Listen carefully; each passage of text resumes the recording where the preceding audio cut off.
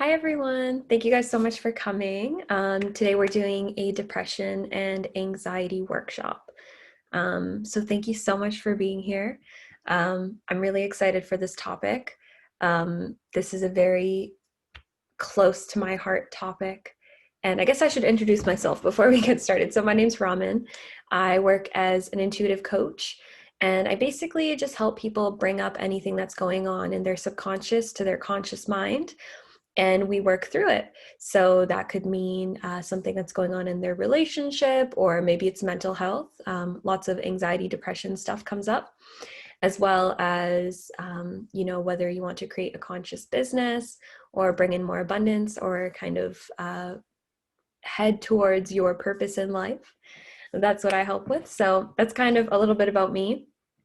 And I also wanted to talk a little bit about why this topic is so important to me and why now, right? Like, why now? So, there's a lot going on in the collective consciousness, especially this year in 2020 with, the global pandemic, and then there were the elections, Black Lives Matter. There's just been so much going on. And now it's getting darker and, winter's coming. And so there's a bit of that seasonal depression as well. So I think it's a really important time for us to, bring out those tools and those resources and that support in this time, and know that you're not alone, because it's so collective and there's a lot of fear and a lot of just feelings coming up. So I thought it would be fun to kind of acknowledge and address everything, as well as just really dive deep, because if you know me and you've gotten coaching from me before, then you know that I'm not surface level. So we're going to really dive deep and ask the important questions, because I believe that the only way to look at anxiety, depression, or anything in our life is to dive deep and go through it, rather than, get past it or get over it or let it go, right? We're going to get through it, and we're going to really look at it. So this topic is not only important because it's in the collective, but I've actually personally dealt with anxiety and depression for, large chunks of my life in the past. And it's so important to me because I think it's a lot more common than we think.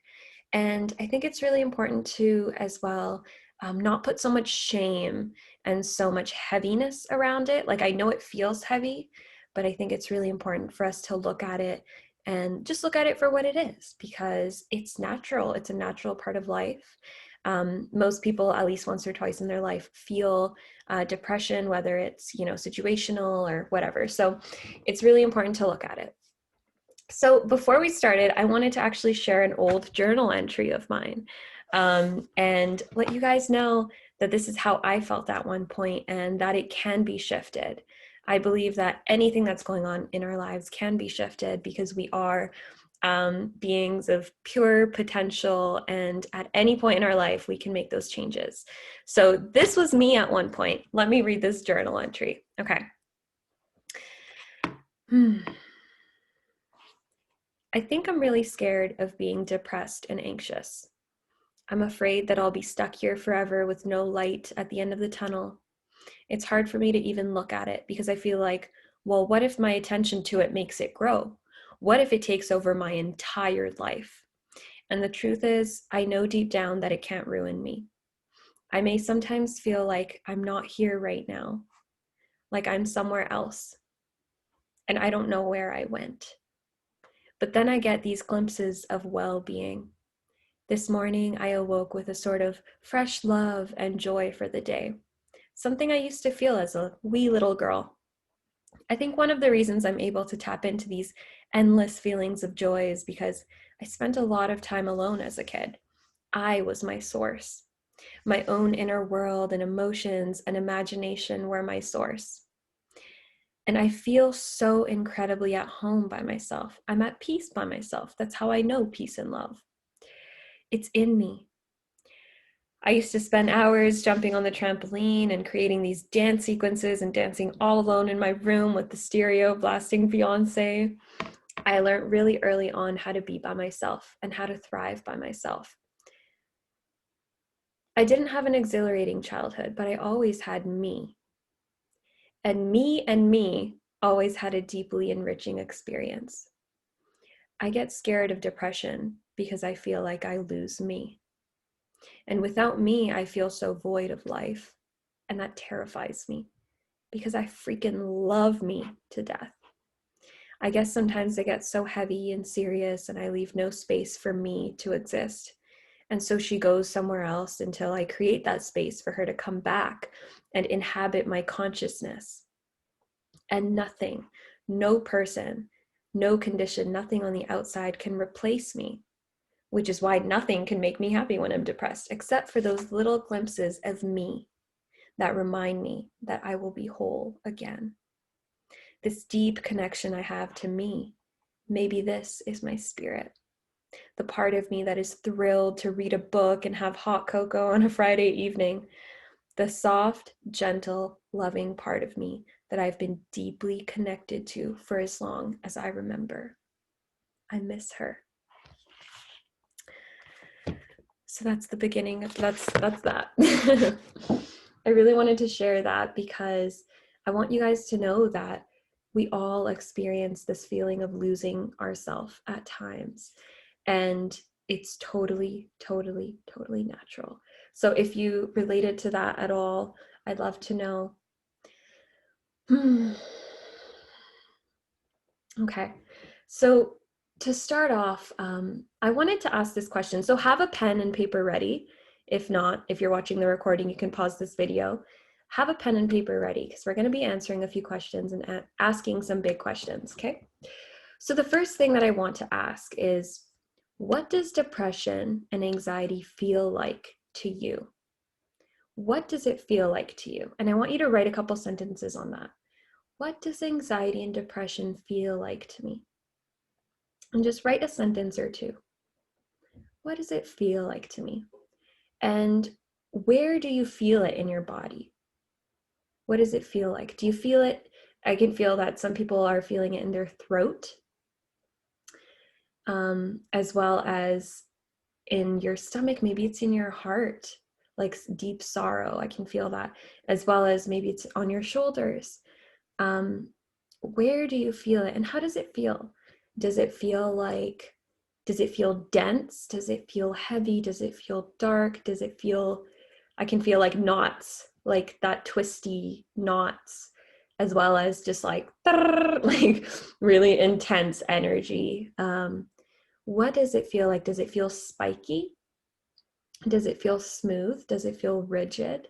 Does it feel shaky? Like, how does it feel in your body? So just take a minute to kind of write about that.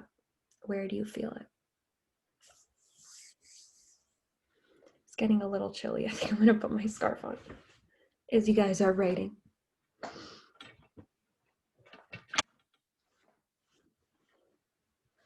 Awesome. And just wrap that statement up, wrap up that thought.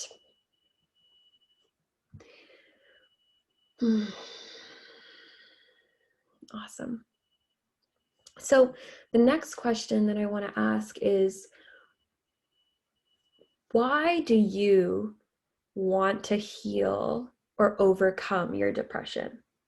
What is driving you? Like, what is that driving force? Is it because you maybe want to be a better mom, or maybe you just want to feel better, right? Maybe you're ready to make some moves in your career. Maybe that thing has been nagging you, that thing that we might call our purpose or a mission in life, that thing has been nagging you. Maybe you want to kind of start focusing on that a little bit more. So what is your driving force to healing and overcoming your depression? And this is really important, right? This is your why. This is your intention. Why do you want to shift it? And also I keep hearing, why now? Why do you want to shift it now?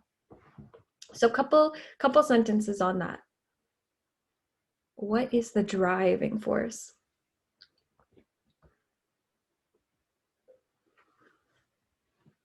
And you can't answer these questions wrong. Whatever comes out, whatever's kind of coming to your heart and your mind, just write it up. Little flow writing, that's all.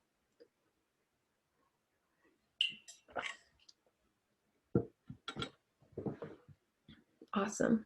And we'll just wrap up that thought as well. And I want you guys to know, I keep hearing this, it can be shifted. Okay? It can 100% be shifted. If I could get out of it, then you can get out of it. Seriously. So, okay. So the first thing I want to talk about really quickly is emotions, just emotions in general. So I like to think of emotions as emotions, right? So energy in motion. You've probably heard of that before. So emotions are completely natural and a part of the human experience. It's a part of our humanity.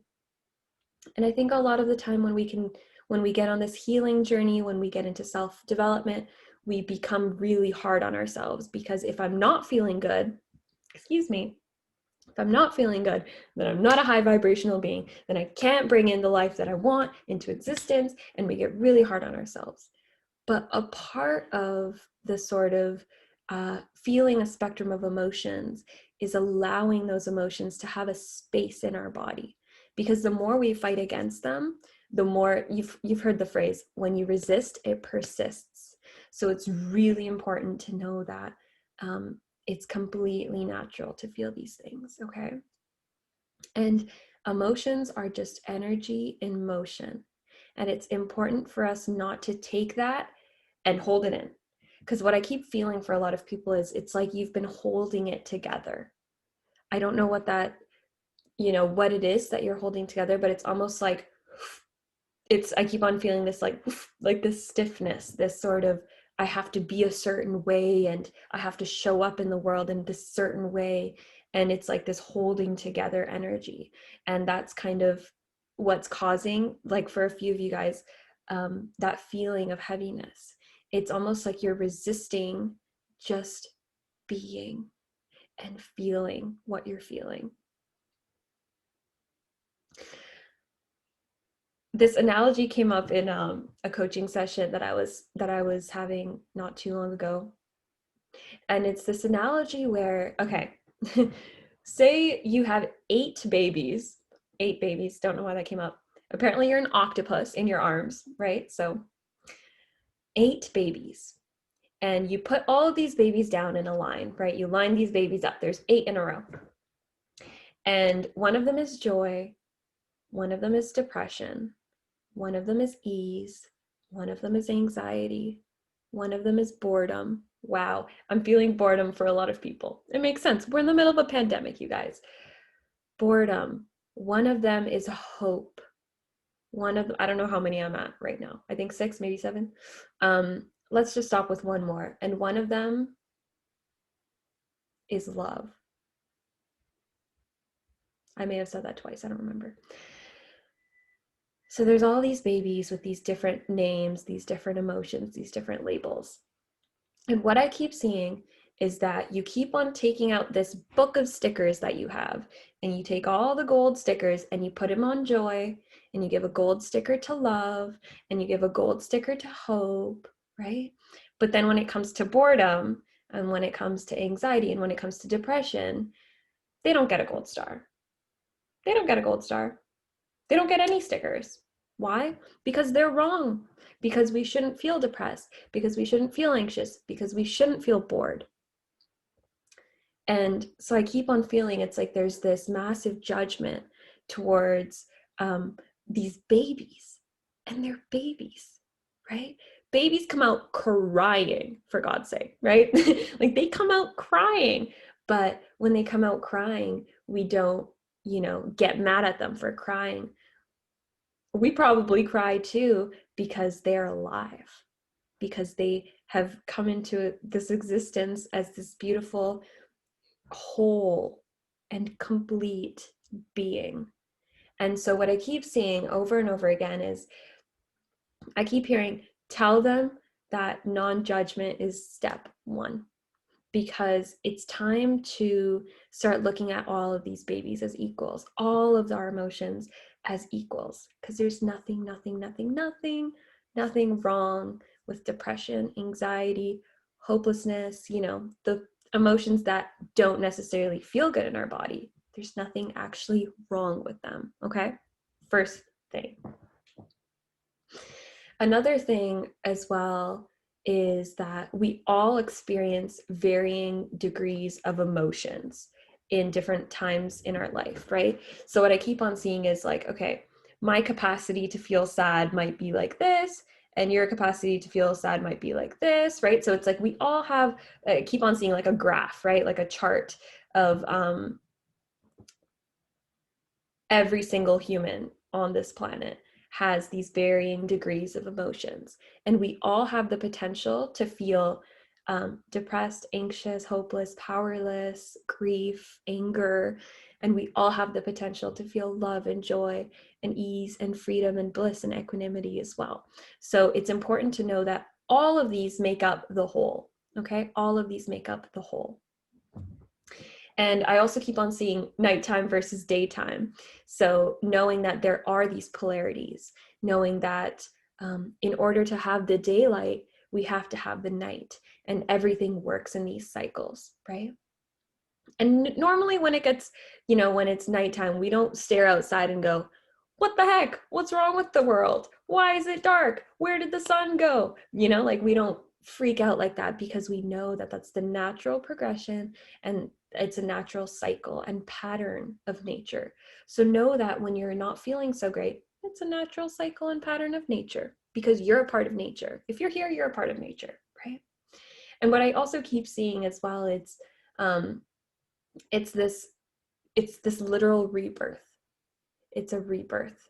And what that means is when a baby's born, I keep on seeing that when a baby is being born, it is literally going through this tunnel, and it might not see the light at the end.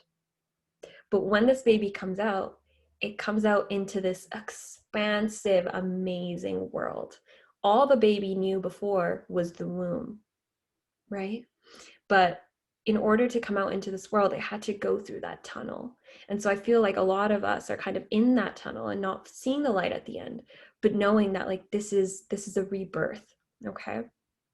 And I know it's really difficult when you're in it, and when you can just, the worst thing is when you're not feeling good and someone goes, this too shall pass. And you're like, no, it's not. It's not going to pass. That's all a lie. But I promise you're in that tunnel, and there is a light at the end. And it's a more expanded, I don't want to say an expanded version of you, but it's more of you. And I know right now you might be feeling like you don't know where you went, but know that you're going to feel more of you. Okay. So now that I've blabbed on forever, I'm just looking at my notes here to see what I wrote down. Okay, right. So I wanted to, I'm gonna introduce a quick analogy first, and then we'll kind of start diving and answering some questions and things like that. So if you guys have watched any of my stuff before, you've probably heard this analogy, and this is one that my own coach uses a bunch, and it's an Abraham Hicks analogy, okay? So basically, if you take the cork out of a wine bottle and you put it in water, it will float, right? It will just float there. And so that cork floating in water is our spirit. It's our spirit, it's our soul. It's the part of us that feels ease, and it's just bobbing up and down, and it's floating, and it feels love, and it feels joy, and it feels passion, and it feels purposeful, and I could go on forever. That's how it feels. That is our natural state. And the only thing that pushes down that cork are our thoughts, our thoughts and our beliefs, and these patterned ways of being. Okay, so that's the only thing that pushes down that cork, because otherwise that cork is just floating, and it is just being. And no matter what is kind of happening around it, like that cork's just floating. It's just floating. So that is our soul, and that is our spirit. And the only thing, the only thing that pushes it down are our patterned ways of being. And that's what we're going to get into next. Because, like we were talking about with the night and the day, when it's dark out, when you're feeling depressed, anxious, and confused, when it's dark out, if anyone wants to try to answer this before I say the answer, when it's dark out, what's the best way to find your way around? Just take a wild guess.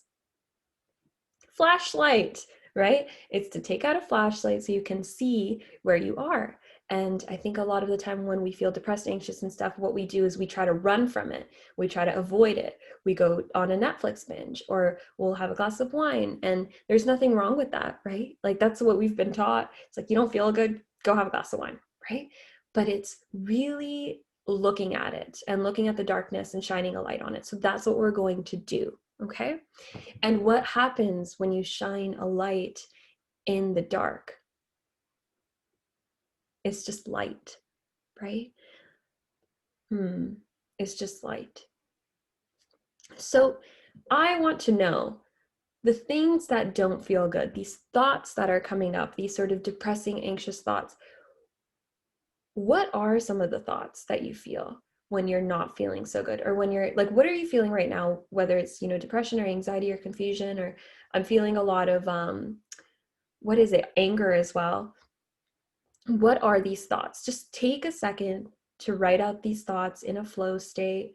You can't get it wrong. Just take a second to write out, well, yeah, what are some of these thoughts that I'm thinking? Is it, oh my God, I can't believe I'm depressed right now, I have so many things to do? Is it, oh my God, when am I going to get out of this? Or, oh my God, I don't feel like I'm good enough? Or I keep hearing, I don't want to go back to that job. What am I going to do with my life? What else?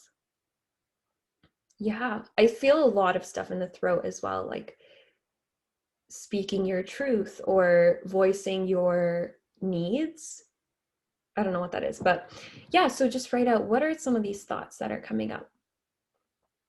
And know that the only thing that's pushing down that cork are these thoughts. It's really, really, really simple. And I really, as you guys are writing as well, I really want you to tune in to the idea that there's nothing wrong with any of these thoughts. Okay? They're just thoughts. Bum, bum, bum, bum, bum, bum. Just giving you time to write.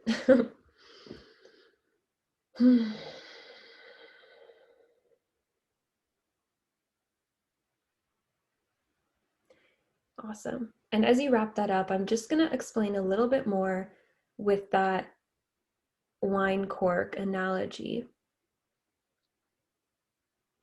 That, that wine cork is our spirit, and our spirit has a voice.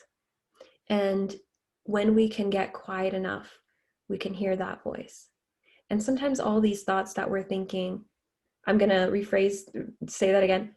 When we're thinking these, not just sometimes, but when we're constantly thinking and thinking and thinking, it totally drowns out our spirit voice.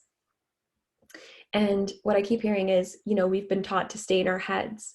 And so it's really important for us to kind of slow down, which is why, meditation is such a big thing, and yoga, or, going on a walk or whatever it is, just like slowing down and coming back to our center, because there is a part of us, this spirit voice, right? The cork that's bobbing in the water, that has a different perspective on what you just wrote down. So I want you to be open. Are you open and willing to see what you wrote down in a different way? Are you open to seeing that from a different vantage point, a different voice? Are you open to seeing that? And if you are, then that is awesome, because that is like everything. That's like half the work, is being open to seeing it in a different way. So now, okay, yeah, we're gonna get into a little process. So just get comfortable. We're gonna do a quick meditation. Here, let me add some meditation music because I'm extra. So just get settled and, put your feet on the floor if you wish, and your hands in your lap. Maybe you cross your legs, maybe you're on a chair, maybe you leave your feet on the ground. And just start breathing. Just start taking those slow, deep breaths. And getting centered. And just allowing yourself this moment to get still and to center.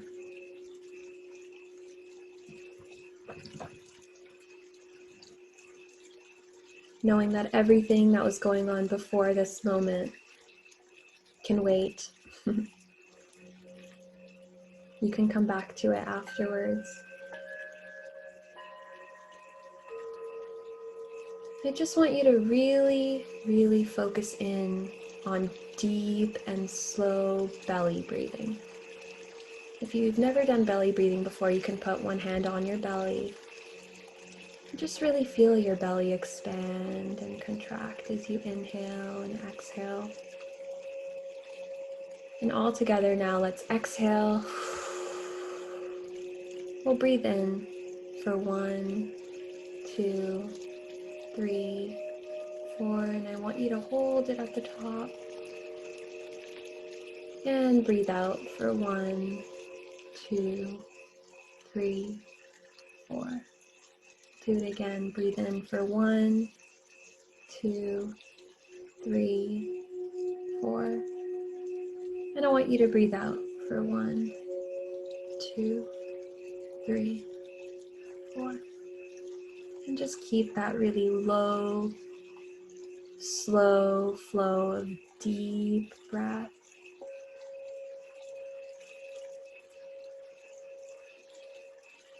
Allowing this moment to just be.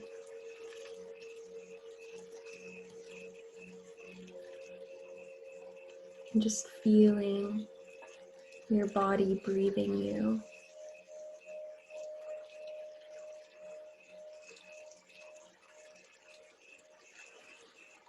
Low, slow, deep flows of breath. It's good.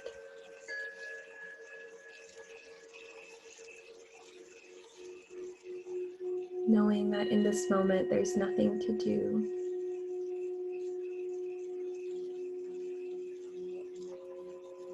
Just feeling yourself being full of oxygen. Just letting it all out. Awesome. Now, I want you to just bring to your awareness what you wrote down, your thoughts around the depression or the anxiety. Just bring to your awareness.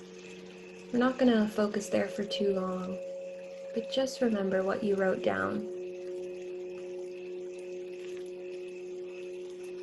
And I want you to come back to your belly breathing, continuing those amazing low, slow, deep breaths. And I want you to remember that there's a different voice, the spirit voice, a different vantage point, that inner whisper, that voice that sees from a different perspective. Maybe you call it your inner God voice, your inner goddess. And knowing what you wrote down before, I want you to ask this voice, what would you say about this topic, about what I wrote down? How do you see this, spirit voice? What would spirit say about this? And as you're breathing, I just want you to allow that answer to come into your awareness. And just keep breathing. And as you get the answer, I want you to write it down.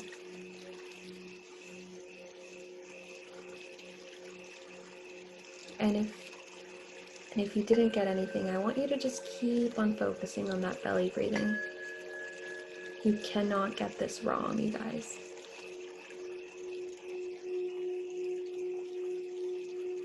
Awesome.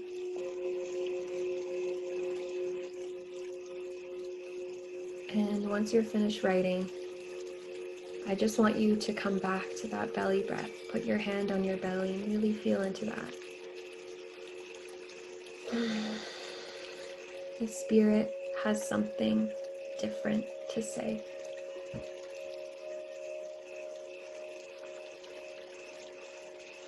And we're just going to keep breathing for another minute or so.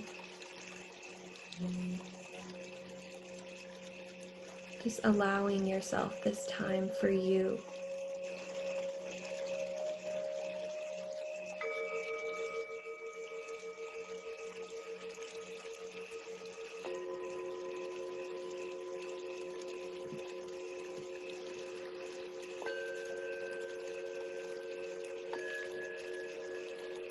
And as this meditation comes to a close, you can just start opening up your eyes and grounding,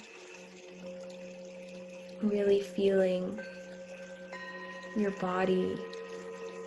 Maybe you give your feet a little massage and just wiggle your ears if you can. Stretch, maybe have a drink of water as you come back into the room. Awesome. I'm gonna turn off this meditation music. Awesome. I should probably give credit to that meditation music. If you guys have the Insight Timer app, it's by Sonic Yogi, and it's the Heart Chakra Tibetan Singing Bowls. It looks like that. Yeah. Gotta give creds, you know? Shout out to Insight Timer app. It's such a great app. Awesome. So I want to know how that went for you guys, and what did Spirit say? So I would love to hear, if you're watching the recording, maybe comment below. What did Spirit say? What did your mind say? What did your spirit say, right? Like, what was that? What was that difference? And if you didn't get anything, I want you to know that that's okay too. Yeah. And it really is in that spirit voice and in that sort of quieting down where we can start to connect to our intuition and messages that our body and our spirit have for us. Because what I keep hearing is all of these feelings that you've been having, all of these thoughts that you've been having, are our body's way of trying to send us a message. It's like, hey, check this out. Look at this. Look at this thing that you've been avoiding. That's what I keep hearing. It's just our body's way of being like, hey, yo, something's up. You know, listen to me. I just keep hearing, listen to me. It's like that baby, right? It's like one of those babies that's crying. It just wants you to listen. Okay. And all it takes, you guys, all it takes is our willingness and our courage, being courageous enough to look at these things. Because we start suffering more when we run, when we avoid, when we go do something else, and when we don't look at the thing. Because just like the baby example, I just want to keep going back to that. If a baby's crying and we just leave it and we go off and we never look at the baby again, then it suffers more and more and more and more. And that baby is inside of us, right? And so, yeah, it's really, really, really, the key thing here is that loving awareness, right? That loving awareness. Ram Dass said it best, we are loving awareness. And having that compassion for ourselves too, right? Like, we don't reach a point of not feeling so great for no reason, right? Really having compassion for ourselves, I think, is step one. So I really want to know how this went for you, how you're feeling after that meditation and kind of getting a little bit quieter. And I wrote down some questions that kind of came in really strongly for this group. And the biggest question that came in was, who are you pretending to be? And who are you really? Who are you pretending to be? And who are you really? Because I know that you sit down all by yourself and you have this image, this vision in your head of your highest, your best, your most authentic, your most excited self. Like, you know what that feels like. So it's like, what I keep hearing is, why are you not allowing yourself to be that? And I keep on hearing as well, and it's depression is like that suppression. It's not allowing ourselves to just be. So, why aren't you allowing yourself to be angry? I don't know why that one specifically came up, but it was like, why are you not allowed to be angry for that thing? Why are we shutting that down? Why aren't you allowed to speak your truth? Why aren't you allowed to speak your truth? Why aren't you allowed to be you? Why aren't you allowed to just be?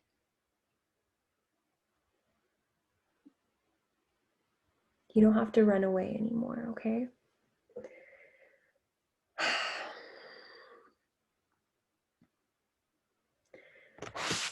Woo! Okay, that was a deep one. So again, I'm going to ask that question, who are you pretending to be and who are you really?